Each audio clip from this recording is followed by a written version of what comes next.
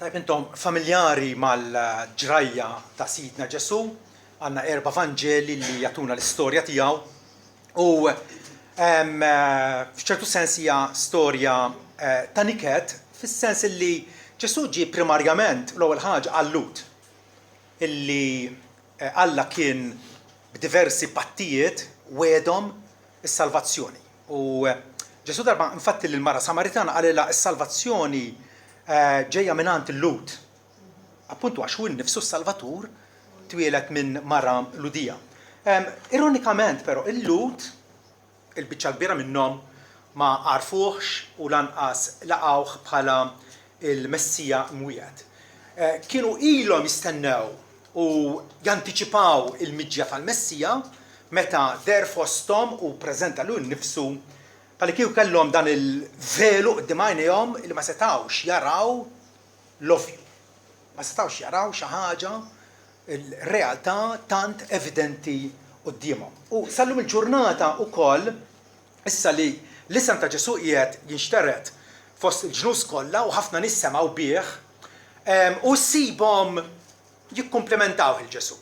Meta titlobhom l-opinjoni tagħhom dwar Ġesu ta' Nażaret, għandhom kliem sabiħ xi jgħidu dwarhom. Jgħidulek li huwa l-ideal fost il-bnedmin kollha, però mbagħad meta tkompli tinvestigahom ħafna minnhom sfaċċatament jiġħdu l-identità vera tiegħu. Issa ngħidulkom minn issa il-destin etern tagħna, infern jew ġenna, huwa marbut ma' din kwistjoni waħda. Minu Ġesu Kristu. Minu Ġesu Kristu. Minu l-identità vera tiegħu. Alla kien ilu fil-iskritturi tat-Testament il-Qadim kien ilu jintimalhom iwadbilhom ħjiel waħda wara l-oħra. Illi il-Messija li kellu jibgħat kellu jkun il-mulej innifsu. Il-ħalli innifsu. U kultant il-lingwaġġ li jużaw il-profeti huwa tant stramp u enigmatiku. Ħantikom eżempju wieħed. Ħosea kapitlu 1 vers 7. Jekk tibda taqrah mill-bidu net, tinduna li il-mulej Jahwe qed jitkellem u jgħid se nuri ħniena mad-dar ta' Ġuda u se nsalvhom bis-sit Alla tagħhom. Hekk fista jkun. All-Lut illi kienu jemnu illi il-mulej huwa wieħed u int għandek tħobb il-mulej tiegħek b'qalbek kollha b'ruħek kollha bil-qawwa tiegħek kollha. U hawnhekk Jahwe qed jgħid jien se nsalvhom b'Jahwe Alla tagħhom. U mhux iżjed ħansalvhom bil-qaws jew bix-xapla, jew bil-gwerra, jew biż-żwiemel, jew bir-rikkieba fuq iż-żwiemel. Iġbi sata kien ara li kien salvhom kontra l-Filistin u l-Moabiti u l-ġnus ta' madwarhom proteġihom f'battalji militari. Ma qal għad jiġi l-jum li jien Jahwe insalvhom b'Jahwe Alla tagħhom. Ġifieri diġà hawnhekk qiegħed jurina illi l-identità vera ta' dan il-ħellies li Alla kellu jibgħat kellu jkun Jahwe nnifsu. Ukoll in-nies meta tistaqsihom għalkemm jitkellmu sabiħ dwar Ġesu, però jinnegaw jiġħdu l-għan Għala ġi fid-dinja. Għala ġi fid-dinja. Ġesu preżenti ruħu bħala Salvatur tad-dinja. U frattantu għanni sejjulek, okej, imma il-bnedmin jistgħu jisalvaw b'modi oħra, b'reliġjonijiet oħra.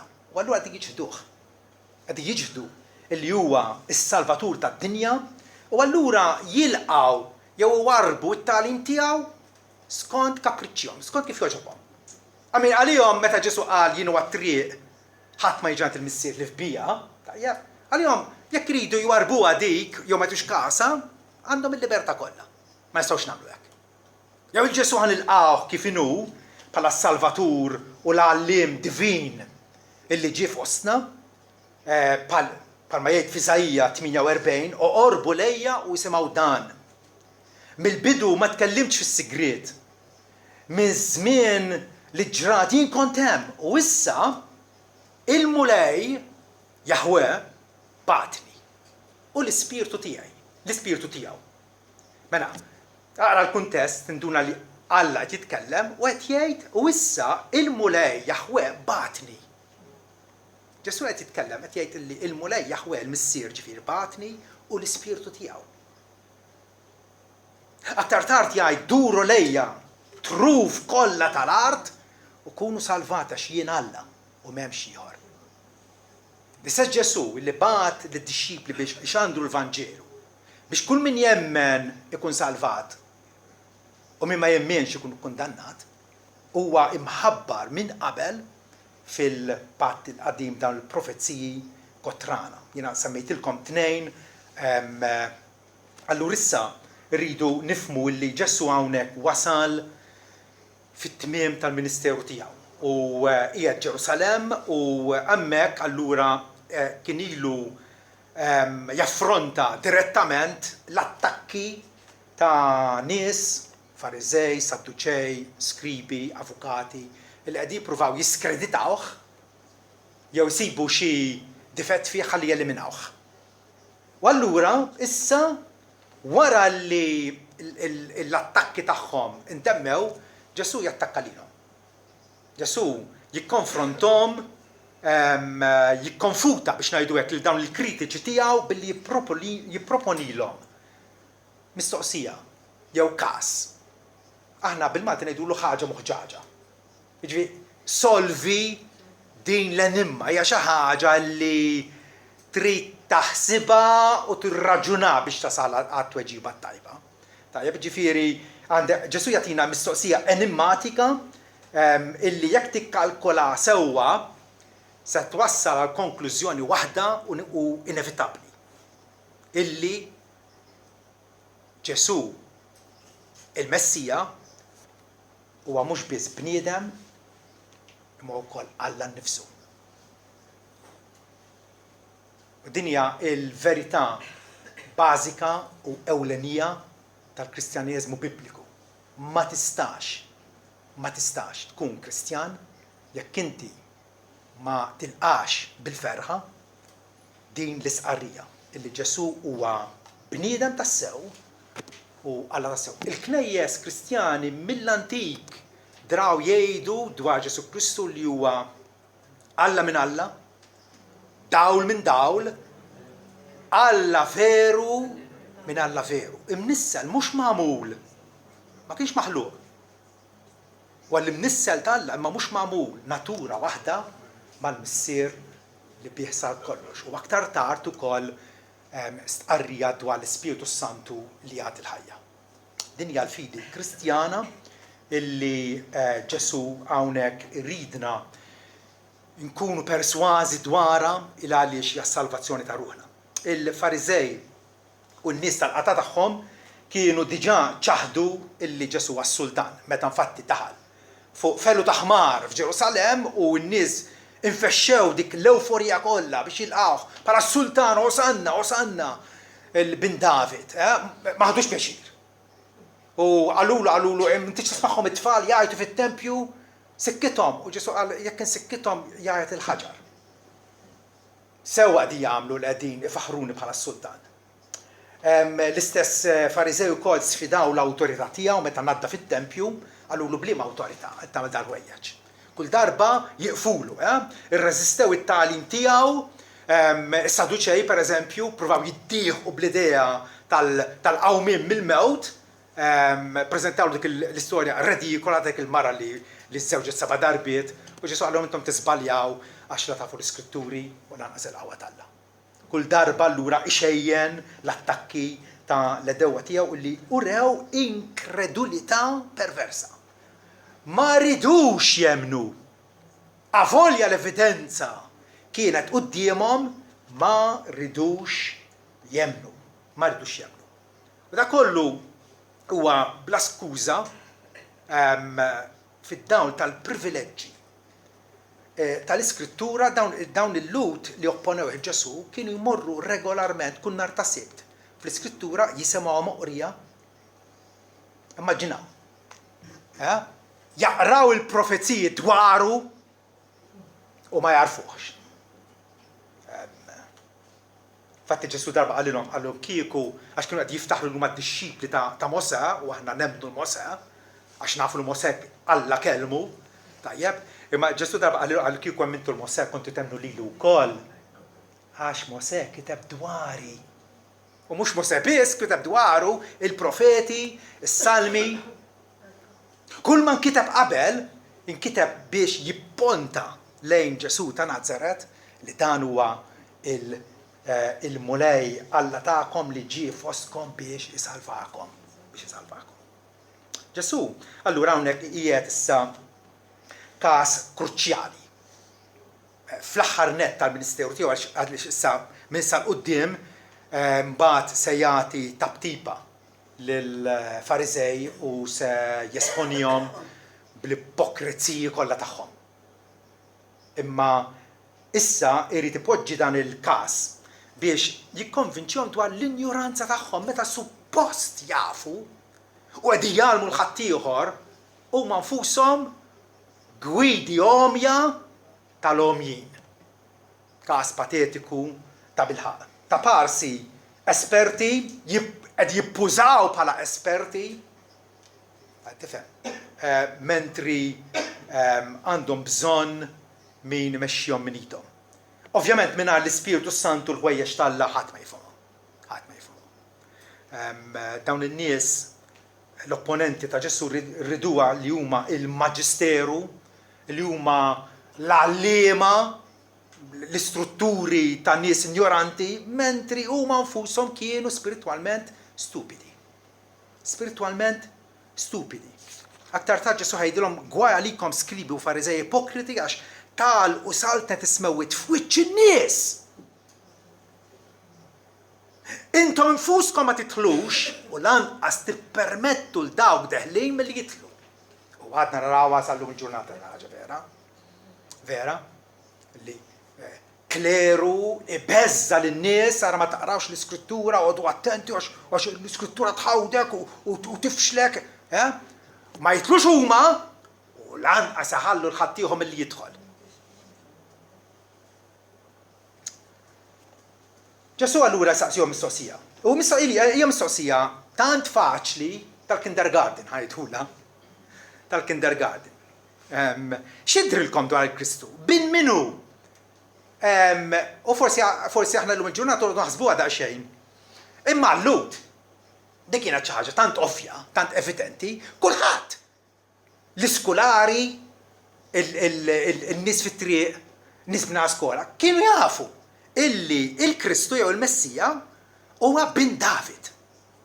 U jiġifieri huwa discendent ta' David. Għaliex Alla kien għamel patt mas-Sultan David għallu minn ġembejk soħroġ sultan illi l-saltna tiegħu ma tintemm qatt. Alla wedu li l-Messija kellu jkun discendent ta' David. U allura mill-ewwel ġbu ħalulu bin David. M'hemmx taħsibha, huwa bin David. Allura, Ġesu jrid hawnhekk illi jiffukalhom l-attenzjoni tagħhom biex iġibhom ħalli jistqarru min ta' bilħaqu.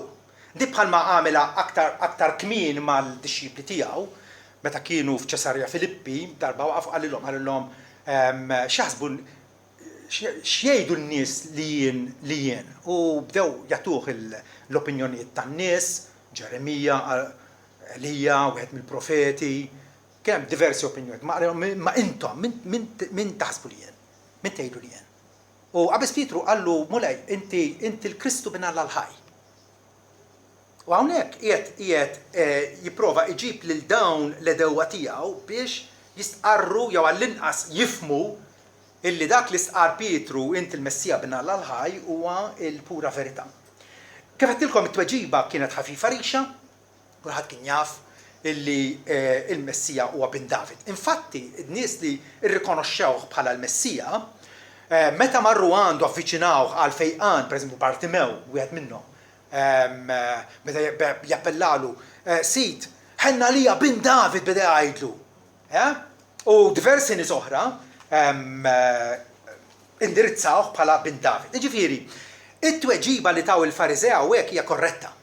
Hija waħda tajba.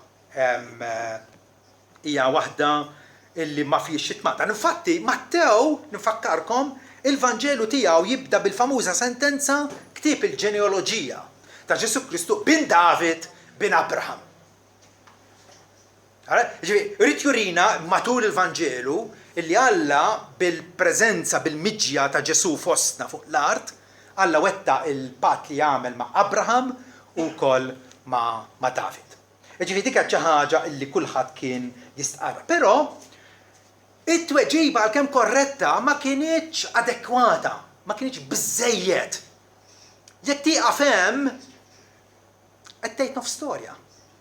U dina importanti nifhmuha.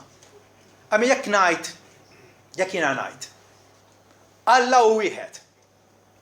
Qed ngħid xi ħaġa sewwa? Iva. Imma jekk nibqa' ngħid Alla hu wieħed full stop u daqshekk, tibda taħseb li jiena mawmettan, vera? Vera jew le? Irrid ngħid Alla huwa wieħed fl-enti in his being, ġifi kemm hemm Allat wieħed. Ma f'dak Alla wieħed hemm tliet persuni. Il-Missier, l-Iben u l-Ispiritu Santu. U hekk allura inkun tajt tweġiba sħiħa, tweġiba adekwata. Għalhekk Ġesu ikompli irossom u jgħidilhom kif mela David fl-Ispirtu isejjaħlu Sid meta qal u jikkwota Salm 110 illi ħuna Lewis għadu kif qrana. Salm li huwa l-aktar kwotat mit-Testament il-Qadim kollu. Il-Testament tiġi l-Apostli u Ġesu l-aktar li kwotaw mit-Testament il-Qadim, Salm 110. Ġifieri smajtu il-silta l-aktar importanti mit-Testament il-Qadim kollu. Meta s-Sid qal lil-Sidi oqgħod fuq l-eminja tiegħi sa ma nqiegħed li dewwa kollha tiegħek b'mirfes taħt saqajk. Jiġifieri għaliex Ġesu kwotalhom Salm 110? Għal darb'oħra. Salm 110 kien salm messjaniku u l-lut kollha mingħajr eċċezzjoni kienu jafu li dak huwa salm dwar il-Messija. Huwa salm dwar il-Messija. Ma Ġesu allura qed jgħidilhom innutaw bil-Ebrajk jgħid hekk tara. Jahweh qal l-Adonai tiegħi poġġi fuq l-eminja tiegħi, eċċetera. Il-lut kellhom diversi ismijiet għal Alla. Jahweh, l-isem personali tiegħu, Adonai aħna ngħidu Mulej, li huwa wkoll titlu ta' Alla l-veru. Alright? U allura għandek Jahweh qal lill-Adonai tiegħi. David qed jikteb. U Ġesu qed jgħidulhom kif qalek? Għaliex qalek? Jekk huwa bin David, il-Messija huwa bin David, allura ġie warajh għax huwa dixxendent tiegħu. David, kif qed jindirizzah bħala Adonai tiegħi, bħala Sid tiegħi? Ma dik hija l-ħaġa moħġaġa illi Ġesu ppreżental. U ma setawx il-lut b'xi mod jew jiskapulaw. Infatti Ġesu jgħidilhom kif mela David fl-ispirtu. Din ma kienx l-opinjoni tiegħu. David kiteb b'ispirazzjoni tal-Ispiritu Santu. Ma kitibx skont il-fema tiegħu. L-Ispiritu Santu għanqlu biex jikteb dawk il-preċiżi kelmiet. Jahweh qal lill-Adonai tiegħi. Mela, is-salm minn nifsu jimplika juri illi Ġesu il-Messija huwa divin, vera? Kif qiegħed ikellmu Jahweh qal u juża titlu għal Alla, titlu li jissemma fit-Testament Qadim mijiet ta' drabi dwar Alla il-veru, il-ħalliq tas-sama u l-art.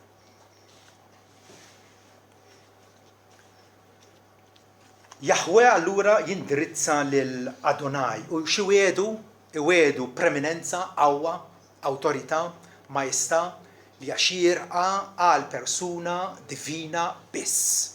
Għax jgħidlu oqgħod fuq l-eminja tiegħi li hija idjoma Ebrajka illi tfisser ħanatik l-istess grad ta' awtorità u majestà bħali u daqsi. Infatti, nafu li issa li Ġesu der fostna u wara li miet kien irxuxtat u kien maħud flora smewiet fejn issa qiegħed fuq l-leminja Alla. Litra l-Efesin, kapitlu 1, isimgħu kif Pawlu jitkellem dwar Ġesu.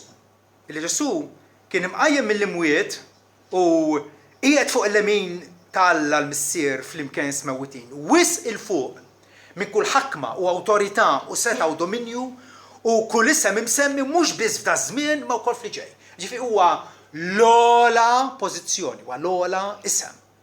U Alla sottometta kollox taħt saqajh. U taħ bħala ras fuq kollox għall-Knisja li hija ġismu.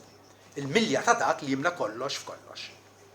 Ġesu huwa għandu u jgawdi l-ola awtorità immaġinabbli fl-esistenza kollha. Huwa fuq l-eminija tal-missier, ugwali miegħu. U David allura bir-raġun isejjaħlu l-Adonaj tiegħi, is-sit tiegħi, il-mulej tiegħi.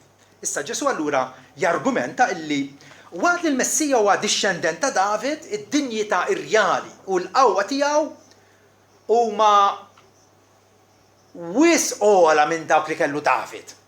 Għax David innifsu jindirizza lil dan l-Adonaj tiegħi dan it-titlu divin.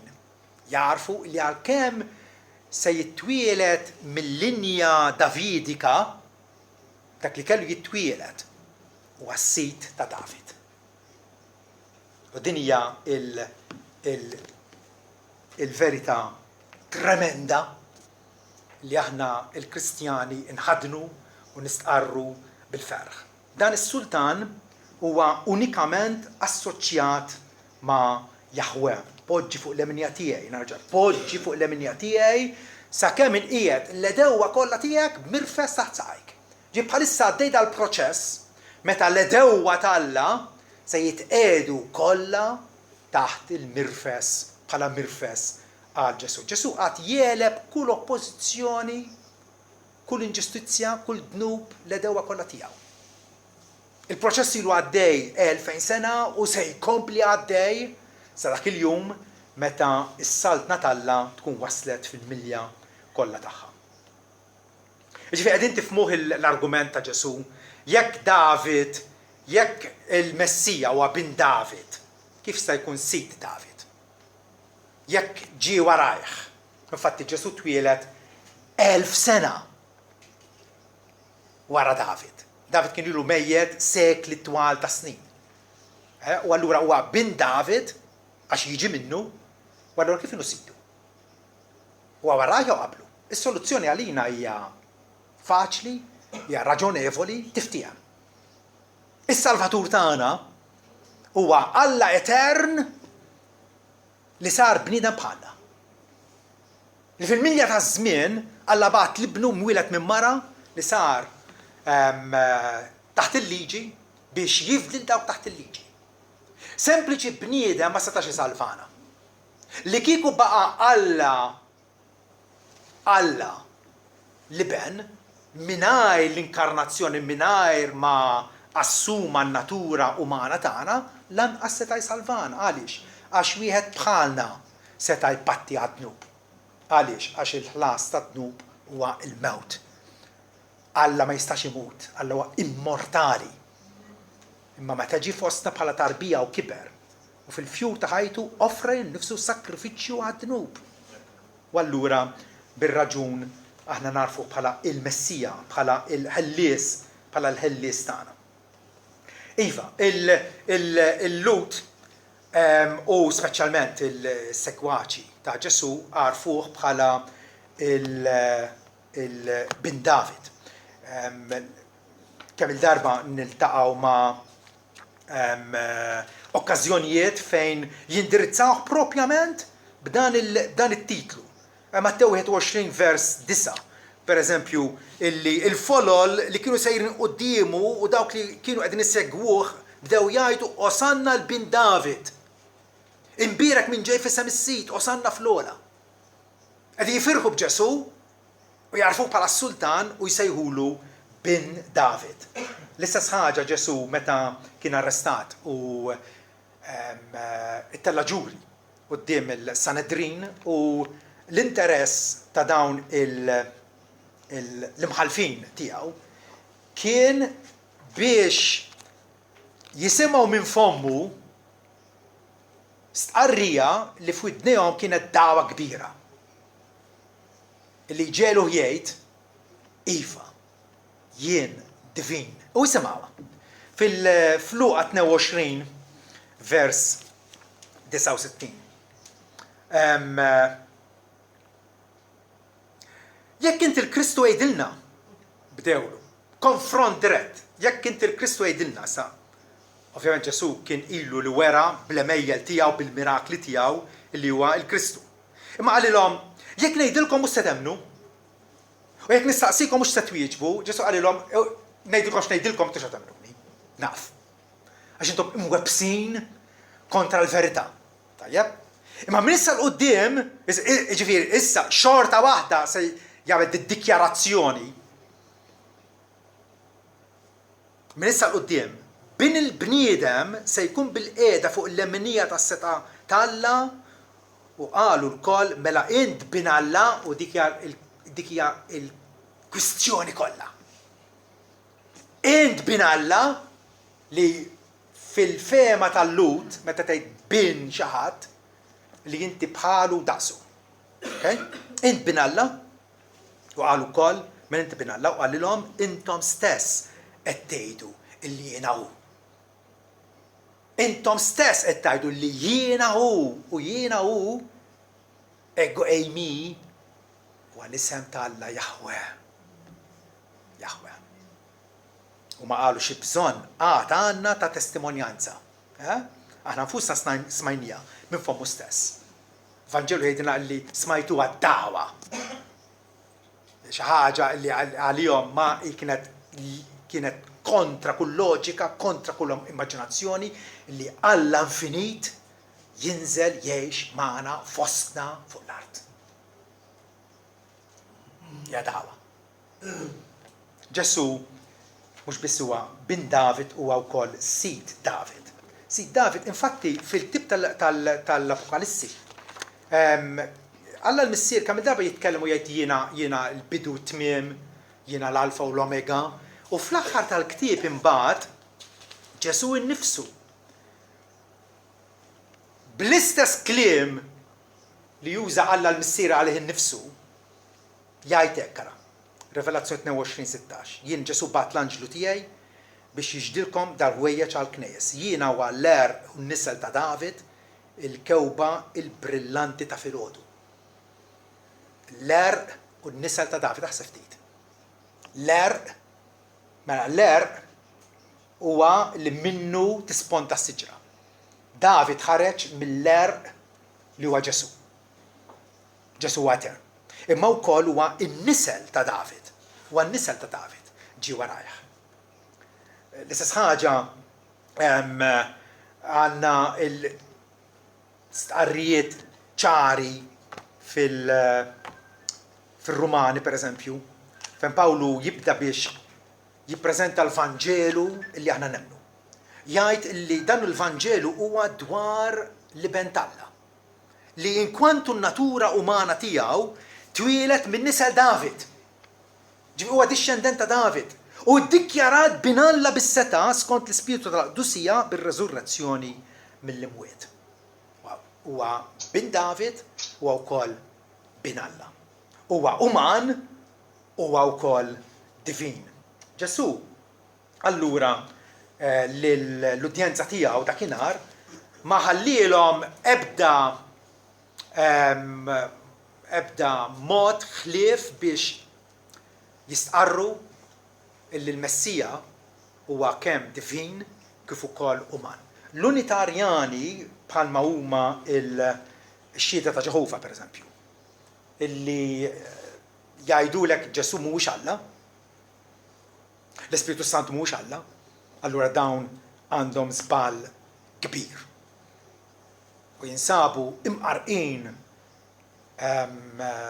serjament il-għaliex qegħdin jiġħdu il-bażi, il-pedament tal-fidi kristjana kollha. Ovvjament il-Lut ma setawx jwieġbu ċaru tont billi stqarru l-umanità u d-divinità tal-Messija li huwa li kien bniedem ammetteva.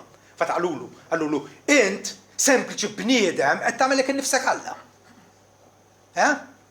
Li kien bniedem ovvja. Għax kien jimxi fosthom, jiekol, jorqod u l-affarijiet kollha li nagħmlu ħna l-bnedmin. Imma li huwa Alla Lut, l-idea tagħhom tal-Messija kienet li ħajkun sultan, li ħajkun profeta kbir, akbar minn David, akbar minn Mosè, imma żgur mhuwiex Alla. U allura ma setawx jilqgħu lil Ġesu ta' Nażaret. Il-kwistjoni kollha hija din, kif tidentifikah int lil Ġesu Kristu? Għal barka tiegħek innifsek jew għal dannazzjoni tiegħek innifsek. Kif tidentifikah? Is-salvazzjoni u d-destin etern tagħna il-koll, ta' kull wieħed waħda minnha. Huwa marbut mal-istqarrija kristoloġika tagħna. X'nemmnu dwar Ġesu, x'nemmnu dwar Ġesu. Dik il-kwistjoni kollha. Nistgħu nkunu żbaljati fuq ħafna affarijiet. Ma fuq din le. Fuq din le. Għax din hija l-ċentru u ċ-ċirkonferenza tal-fidi kollha tagħna. Li nemmnu illi Ġesu huwa divin. U l-profeti mill-antik ħabbruh bħala divin. Il-profeta Eżajja, wieħed minnhom, jgħid illi dak it-tifel li kellu jitwieled, dik it-tarbija li kellha titwieled, jagħtiha ħafna titoli. Wieħed minnhom huwa El-Gibor, Alla qawwi. Alla qawwi. U Ġwanni hekk jippreżentah fil-Vanġelu tiegħu. Fil-bidu kien il-kelma. Il-kelma kien ma' Alla u l-kelma kien Alla. U jekk għandek dubju il-kelma minnu, aktar tard Ġwanni jgħid u l-kelma sar laħam u għammar fostna. U aħna rajna l-glorja tiegħu. Glorja bħal tal-liben waħdim nagħti l-missier mimli grazzja u verità. Li mwieled f'Bethlehem was-sit u l-ħallieq ta' kollox. Tiegħek. Li propjament ġie biex jeħlisna minn dnubietna. U jagħmilna werrieta miegħu. Pawlu jgħid illi mill-Lut, il-Lut li Alla wera magħhom u tom ħafna privileġġi. Bagħtilhom il-profeti. Mill-Lut jgħid illi u l-Kristu skont il-laħam. Dak li hu Alla fuq kollox imbierek għal dejjem, amen. Rumani 9 vers 4. Ġib b'mod mill-aktar ċar li ma tistax taħarbu jgħid illi Ġesu il-Messija huwa Alla fuq kollox imbierek għal dejjem. Alla suprem imbierek għal dejjem. L-Titu jgħidu li aħna qegħdin nistennew it-tama mbierka il-manifestazzjoni glorjuża tal-Alla l-kbir ossija s-Salvatur tagħna Ġesu Kristu. Is-Salvatur Alla l-kbir minnu skont Pawlu huwa s-Salvatur tagħna Ġesu Kristu. Litra l-Ebrej tirraġuna u tgħid li l-anġli tal-Alla huma kbar ta' bilħaq huma servi tal-Alla, huma għaddejja tal-Alla. Imma l-liben Alla jgħid it-tron tiegħek o Alla u għal dejjem ta' dejjem, xettru ta' ħaq u għax-xettru ta' saltnatek. Alla l-missier jindirizza lill-libnu jgħidlu it-tron tiegħek o Alla u għal dejjem ta' dejjem. Għabel nistax taħraba. Qed jikkwota mis-salmi illi l-Lut kienu jafu bihom dawn il-kitbiet sakri. Kienu jafu bihom. Pietru jiftaħ it-tieni ittra tiegħu billi jindirizza lil dawk li rċevew fidi ugwalment prezzjuża daqstana bil-ġustizzja tal-Alla tagħna ossija is-Salvatur Ġesu Kristu. F'moħħ Pietru Alla tagħna u is-Salvatur Ġesu Kristu huma l-istess. Huma l-istess. Pa meta ngħidlek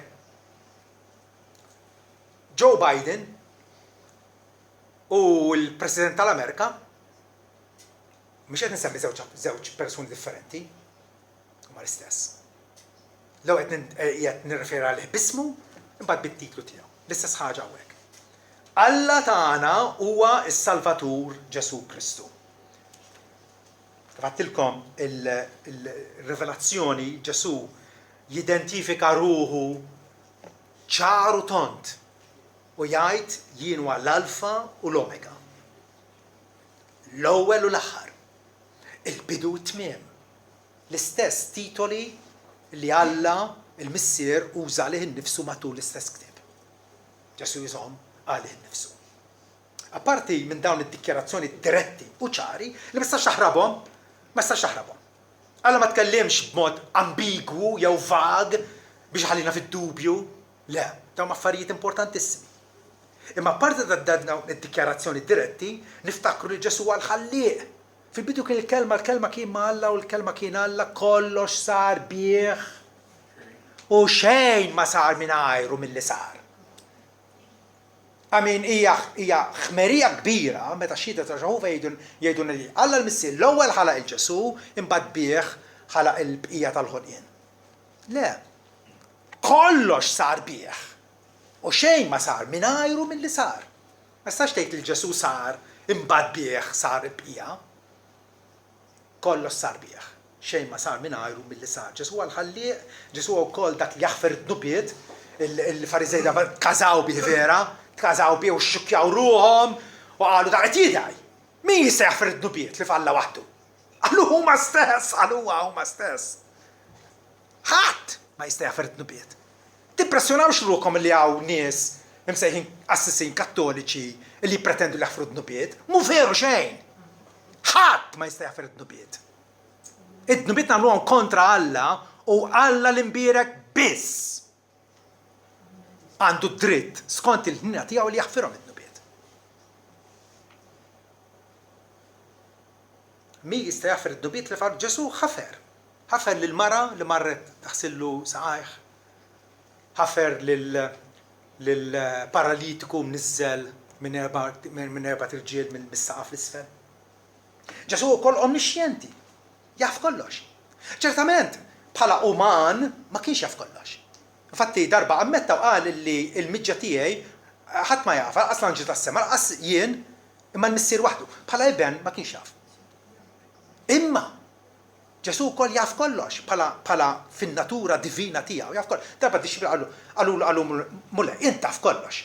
Inti taf kollox. Qalu ilu. Ġesu wkoll omnipreżenti. Fil-natura umana tiegħu tella lura fis-smewiet, vera?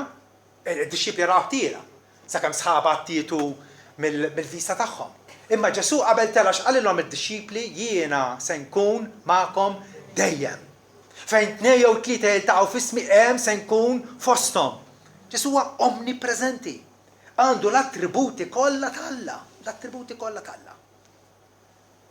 U allura x'taħseb dwaru int? Nixtieq illi toħda bis-serjetà din il-mistoqsija. X'taħseb dwaru? Kif tistqarru lil Ġesu? Il għaliex is-saħħa spiritwali tiegħek tirrivolvi ma' dil kwistjoni biss. L-ewwel ittra ta' Ġwanni, kapitlu 2, vers 22, Ġwanni jgħidilna min huwa l-giddieb ma kienx idur mal-lewżata. Jew qed tgħid il-verità jew giddieb. Min huwa l-giddieb ħlief min jiġħad illi Ġesu huwa l-Kristu. Hekk jiġħad jew jgħidlek li Ġesu mhuwiex is-Salvatur, mhuwiex il-Messija, nistgħu nsalvaw b'affarijiet oħra, nistgħu nsalvaw bl-opri tagħna, nistgħu nsalvaw taf kif tagħti il-karità u dak huwa giddieb. Dan hu l-Antikrist min jiġħad il-Missier u l-liben. Kull min jiġħad liben lanqas m'għandu l-Missier. Ħafna nies jippretendu illi jafuh il-Alla u għandhom relazzjoni miegħu, però Ġesu Kristu ma jinteressahomx minnu, Ġwanni jgħid kull min jiġħad il-liben lanqas għandu l-Missier, tista' mhux tħossok tajjeb u ferħan u dan, le, min jiġħad il-liben lanqas m'għandu l-Missier. Min jistqar lill-liben għandu wkoll il-Missier. L-Alla nafuh f'wiċċ Ġesu Kristu. Din hija l-ħajja eterna li jarfu lilek Alla waħdek veru u lil Ġesu Kristu li inti batt. Ma nistgħux narfuh lill-Alla mingħajr ma nkunu iltqajna ma' xbija perfetta tiegħu li deret fostna fuq l-art Ġesu innifsu. Aktar tard fl-istess epistola ta' Ġwanni, kapitlu 4, vers 2, Ġwanni jgħid bda tarfu l-Ispirtu tal-Alla. Intom tafu illum il-ġurnata kemm kulħadd jgħid tiegħu, kulħadd l-opinjoni tiegħu, kulħadd għandu l-fehma tiegħu, il-Facebook mifquh, kulħadd jgħid tiegħu u traħwit u konfużjoni sħiħa, opinjonijiet tilejn u neżlin. Bda tarfu l-Ispirtu tal-Alla. Kif ħankun nafu għal-verità Ġwanni jgħidilna? Kull spiritu li jistqar li Ġesu Kristu ġi fil-laħam u minn Alla. Illi Ġesu l-Messija sar inkarnat fosta sar bniedem bħalna u minn Alla. Imma kull spiritu li ma jistqarx lil Ġesu, li ma jistqarrux, li ma jarfux bħalma wata bil-ħaq. Da mhux minn Alla. Infatti dan huwa l-ispiritu tal-Antikrist li smajtu li ġej u li issa diġà qiegħed fid-dinja. Irridu naslu l-aħwa biex sinċerament quddiem Alla nkunu kapaċi ngħidu b'konvinzjoni Ġesu huwa il-Kristu bin Alla l-ħaj. Ġesu qal fuq din l-istqarrija, fuq din il-blata se nibni l-Knisja tiegħi. Jekk m'intix fuq din il-blata, qiegħed fuq ramel żelliqi illi l-ġudizzju se jkaxkrek. Mhux se ssib ebda rifuġju jekk mhux f'Ġesu il-Messija. Quddiem Kristu jekk topponjih ħadd tispiċċa b'fommok mitbuq. Mhu ħajkollok ebda difiża fil-ġudizzju. Għax Alla se jsaqsina mistoqsija waħda. X'għamilt bibni? Jien għattilkom dan hu ibn il-maħbub fih ħsibt l-għaxqa tiegħi. Dan hu ibn il-maħbub isimgħu lilu. Qegħdin nagħmlu hekk? Qegħdin nagħmlu hekk? Jekk le, bħalma ġralhom il-Fariżej dakinhar, ħadd ma kien kapaċi jwieġbu kelma. Lanqas xi ħadd ma sogra minn dak il-jum il-qudiem mistaqsi iżjed. Quddiem Ġesu huwa l-erf tal-Alla tiftakru għadin. Ġesu huwa l-erf tal-Alla. Jekk topponjih se titkisser. Jekk tilqgħu se ssibu l-barka eterna tiegħek. U iva hemm nies illum jew wieħed minnhom illi Ġesu nilqgħuh u nistqarruh bil-ferħ, bis-sodisfazzjon u bi gratitudni profonda. Għax nafu illi huwa il-mibgħut apposta niżel mismewwiet biex jollina miegħu. Flok ma jħallina fil-ħama tal-ħtija u l-kundanna u d-dnub, jollina miegħu notfa. U minn midimbin jagħmilna qaddisin. Deni illi ngawduh fil-ġenna tiegħu. Inti tinsab allura fil-crossroads, f'salib it-toroq. Darba Pilatu lin-nies qalilhom u allura x'se nagħmel b'dak li intom Ġesu, dak li intom sejħulu il-Kristu. X'se nagħmel bih? U dik hija l-mistoqsija li inti tistaqsija kien nifsek x'se nagħmel bih? X'se nagħmel bih? Senativa Ġesu wassalvat u tibqa' tgħix fil-ħajja mid-dimba tiegħek. Jew iddur lejh bindiema ġenwina. Bindiema sinċira.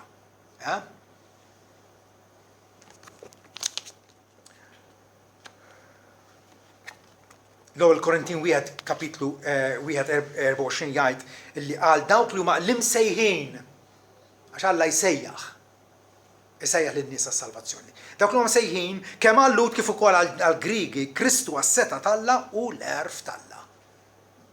Dak huwa Kristu. Mibgħut fosta bħala s-seta tal-Alla biex jaqlana minn taħt il-madmat kiefer ta' dnub u jinkurunana bit-tjieba tiegħu. L-imsejħin, inti msejjaħ, stqarrejtu l-Ġesu, qiegħed tafdaħ, qiegħed issegwih, دين المودية tal-ħajja. Tiftakru fil-ktieb tal-Proverbi il-ħukma issejjaħ lin-nies biex fil-preżenza tagħha l-għerf talla il-bniedem sib il-ħajja u ħajja bl-abbundanza.